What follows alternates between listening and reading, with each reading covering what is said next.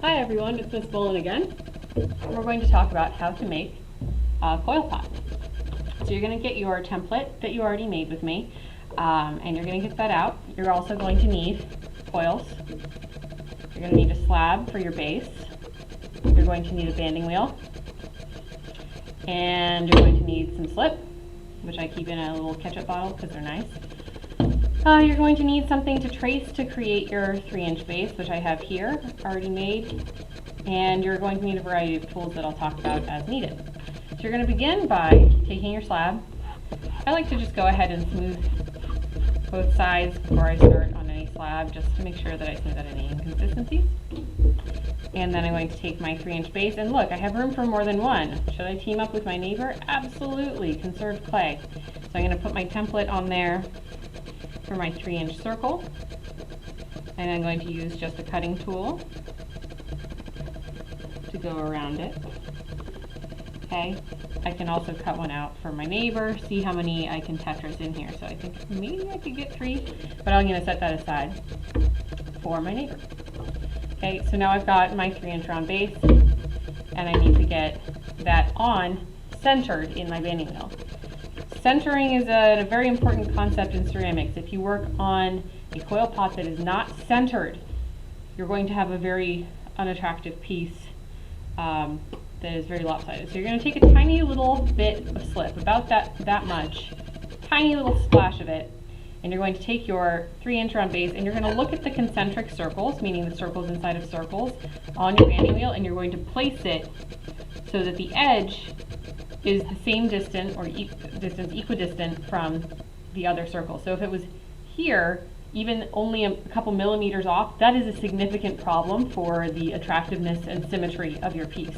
So take a moment, look down at it, compare the edges, and then you're going to press lightly to get that attached. Okay, so that's beginning. You want it to be in the middle. You will then slip and score each coil on.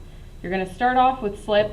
It's called slipping and scoring for a reason. You put slip on first, then you score. So I've got slip. Notice that I'm twisting underneath here with my hand. This goes very quickly. Okay, I've just used this little rake tool, which is very convenient. You could also use a needle tool going around like this if you were in a pinch. Make sure that it kind of looks like hamburger meat. It should look like gross raw hamburger. You could also in a pinch use this guy and score that up. You can also use a rib tool like this. If you're going from very hard clay to very wet clay, such as leaving it overnight and starting it again, I would recommend using something that really digs into it, like one of these, rather than the shallower scoring rib. But I am just beginning, so and I'm going to put a little slip on this guy here, this little coil, and I'm going to score that up. Okay, and what I'm going to do is I'm going to think about where to place it. So I'm going to hold my template in my hand. I'm going to think about where that coil needs to be placed. So immediately I start coming out slightly. So I'm going to put it on top, but slightly overhanging. So I'm going to measure this out on here and just place it. Okay, when I get to the end, what I like to do, I'll do it so that the viewer can see, is a horizontal cut so that they overlap slightly, and just score up the edge very slightly and just stick them together. Okay, so let's check this. That looks about right to me. That's nice. I'm dragging it around the edge, and that seems right. All right, so now it's on. I'm going to press it on. This is really critical. It gets the teeth of the two sides that you scored to just fit into each other before you blend. So I'm holding on either side, and I'm just pressing it on. If you forget to do this stage, the chances of getting a crack that runs horizontally around your piece are significant. So I've pressed it on. Now what I'm going to do is I'm going to select a blending tool. I'm rather fond of this one, but you can use anything. And I'm going to cut my hand on the outside, and I'm going to push the clay down onto the inside of the piece. And then I'm going to go ahead and do the outside just the same way. It kind of messes up the outside on the first couple coils, that's all right. What you're trying to do is move clay so that it kind of creates like a cup. So like if this is the bottom, you kind of want to just like around it on the top and the outside. So this is fine. Now I'm going to use this template to scrape off any excess on the outside and smooth it. See how nice that is? I'm holding my template on one side and I'm spinning the banding wheel. Look how nice and attached that is, not coming off. Okay, so I've done that. Now I'm going to do my next coil. So I'm going to go ahead and slip and score. And I'm going to take my next coil. I'm going to slip very lightly. You don't need a ton of slip when you're doing a wet coil onto a wet coil. Okay, and I know that this coil is getting slightly bigger. Okay, again, I'm cutting.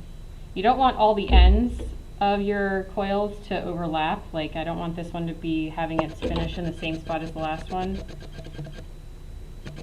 Okay, so I'm going to measure that out. Is that about the right size? Yes, I'm checking around. It's a little bit big. So I'm going to come in and I'm going to adjust. So I'm going to slice off just a little millimeter there. Stick that back together. What's my next step? Pressing. So I'm going to hold my fingers on either side and lightly press that guy down on the one underneath it to lock the teeth. Checking it one more time just to make sure. Okay, and then I'm cupping my hand on the outside and I'm working that coil down on top of the one that I just put on the outside. I'm blending those coils. I do not want to still be able to see any of this noodle on top of noodle situation. All right, so I've done that. Now back to the template, and I'm going to drag my template around it. Look how pretty that smooths out. Okay, and I'm going to keep going like this until my third coil. That's already so slippy on top. I think I'm going to just put slip on my coil.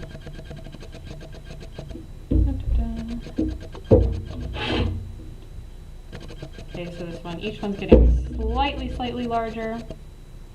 So I know this one's going to be slightly bigger than my last one, but not huge. Okay, make sure it's on there evenly. Checking. Yep, that's an appropriate use. All right, then I'm pressing. Press, press, press, press, press. All the way around to bring those teeth together and really work it together. Then I'm blending. I'm going to cup on the outside. And I'm going to blend my outside really well so that it puts each of these coils on top of the other one really thoroughly. And then I'm going to spin it with my template, smooth out that exterior, and make it look awesome. At this point, I'm going to blow dry a lot. I don't want to get too much taller than 3 coils without blow drying significantly, because if I keep going, it's so wet it's just going to flop over. It's not going to hold for me. If I don't have the opportunity to blow dry at this stage, what I would do is I would take it off, I'd put it on a wooden board and bag the board. The wood will pull some of the moisture out of the clay. So I'll show you what I mean by that. So you can take your piece off using a metal rib. The metal ones work best. Anything that can just gently slide underneath. Okay, and you'll take that off at the end of each day and put it on your board, bag it. If you want it to dry a little bit, if it's getting too dry, bag it, but don't put the wooden board inside because the wood is always sucking a little bit of moisture out. The next day that I would come back, I would have this, it would be a little firmer. I would once again center it. So I've got this, I've got my banding wheel, and I'm going to eyeball where centered is. Okay, and I'm going to apply a little pressure on the inside with my thumb. It sometimes takes a moment to settle in and get centered, so if it starts to move, just put it back. Use a little bit of slip, not too much slip. Too much slip, it's going to slide all around.